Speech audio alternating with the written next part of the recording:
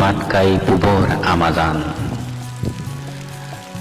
আকাশে বতাহে কপাইছে কপিচোন, দিহিং পাতকাই ডিব্ৰু চৈ খোৱাৰ।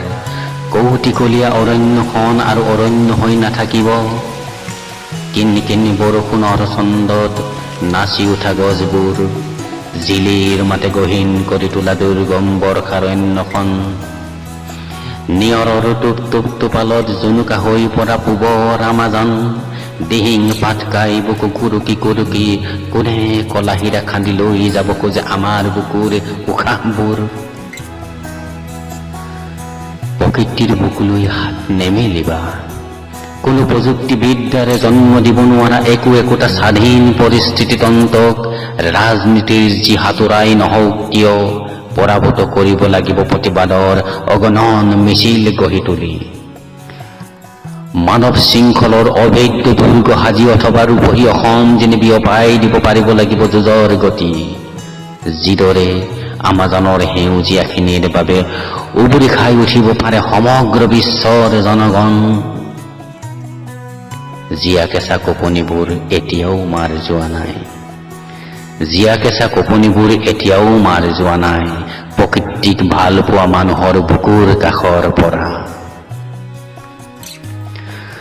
দিহিং পাতকাই ডিব্ৰু চৈ খোৱাৰ চিৰ সেউজ ভূমিক কলাহীৰাৰ বাবে ধূলিসাৎ কৰি দিবলৈ কাহানিও নোৱাৰো দিব জৈৱ বৈচিত্ৰৰ অমল সম্ভাৰক। প্ৰকৃতি ৰক্ষাৰ যুঁজত প্ৰকৃতি জিকিব লাগিব। আলম আৰু অৱলম্বন থিয় দিব লাগিব সেউজীয়া মনৰ প্ৰতিজন লোক।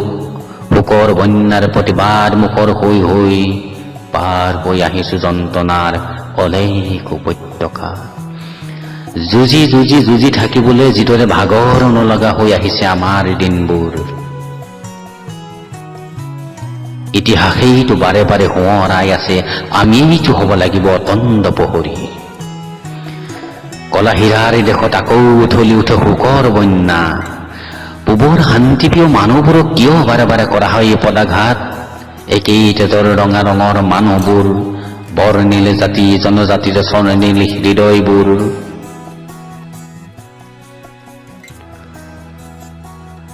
ভাঙি ভাঙি কিয় বাৰে বাৰে পখালিব খোজে উন্মাদ মাদকতা?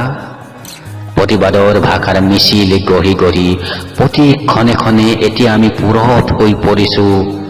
প্ৰতিজন সেউজীয়া মানুহ, প্ৰতিটো সেউজী মন। ঢলফাটৰ পুৱাতে একেটা উকিতে উজাই অহা মাছৰ জাকৰ দৰে ঢোল কুঁৱৰী কৰি আহিব জানে সকলো। স্বদেশ স্বজাতিৰ বাবে ধুমুহা যিমানেই নাহক কিয় কঁকালৰ যুঁজাৰ শকতিৰে আমি হৈ পৰিব পাৰো যুঁজৰ ৰণুৱা। বুকুত অদম্য হেঁপাহেৰে উঠন পূৰণ যুঁজিবই লাগিব। আমিতো যুঁজাৰু জাতি, যুঁজিবই লাগিব আমিতো যুঁজাৰু জাতি। ইতিহাস আমাৰ চকুৰ পতাত। এনেকুৱা লাগে বেলি উঠা দিনবোৰ যেন উভতি নাহিব আমাৰ ফালে। বুকুৰ কাষত বাৰে বাৰে উঠলি উঠে বজ্ৰ কঠিন মুঠিবোৰ। আহা আমি একেলগে গাওঁ সেউজীয়াৰ বাবে জীৱনৰ জয়গান। ডিব্ৰু চৈ খোৱাৰ দুৰন্ত বন ঘৰচীয়া ঘোঁৰাৰ জাকটোৰ দৰে উত্তাল গতিত গঢ়ি তুলিব লাগিব যুঁজৰ গতি। প্ৰকৃতিয়ে নিজ হাতেৰে আত্মটোকাৰিকৈ গঢ়ি তোলা এই বিস্তীৰ্ণ ঘন বৰ্ষাৰণ্যক কিয় পংগুত্ব কৰি সজাব খোজে ৰূপহী অসম? প্ৰদূষণৰ বাঁহ মাৰুলি যাকে ধাহি মহি যাব সেউজ ভূমি। প্ৰদূষণৰ বাঁহ মাৰুলি যাকে ধাহি মহি যাব সেউজ ভূমি। পলে পলে নামি আহিব জীৱন যন্ত্ৰণাৰ কৰুণ গাথা। তেতিয়া কোনে কাৰ ৰাখিব হিচাপ? লুইতৰ দুয়ো পাৰত ধুমুহাৰ তছনছ।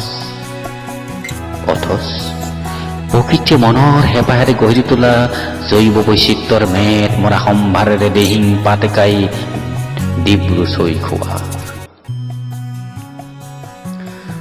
নানা ৰঙী জাক জাক পখিলা বনৰীয়া চৰাই জাক, সৰীসৃপ আৰু উভয় ছয় জন্তু, গছলতা তৰুতীৰ্ণ অথবা বনৰীয়া ফুলবোৰ এবাৰ হেৰাই গলে কাৰ ইমান সাজ তাক আকৌ এদিন ঘূৰাই আনিব? হয় কলি ধনস দেওহাঁহ বাহৰি থকা ইগল ৰূপহী হাইঠা মণিয়ৰি হুলুং মেকাই নাহৰ হলহ উৰিয়াম বনচুম তিতা চপা টুপিমূৰীয়া গাহৰি নেজিয়া হলৌ লাজকী বান্দৰ নাহৰ পতুকি লতা মাকতি গোধা পতুকি হৰপহু বনৰৌ হাতীবাঘ ভালুক নেউল বৈচিত্ৰ্যময় অৰ্কিডেৰে উপচি থকা বন ঘৰচীয়া ঘোঁৰাৰ পদধ্বনিবোৰক কিয় কৰি তুলিব খোজে গতিৰ উদ্ধ।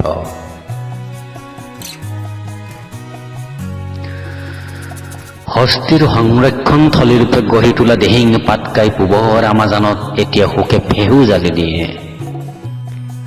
প্ৰকৃতিলৈ হাতোৰা নেমেলিবা, প্ৰকৃতিলৈ হাতোৰা নেমেলিবা, প্ৰকৃতিয়ে জানে কেনেকৈ ভাঙিব গঢ়িব লাগে, প্ৰকৃতিয়ে শিকাই আছে আমাক প্ৰকৃত পাঠ।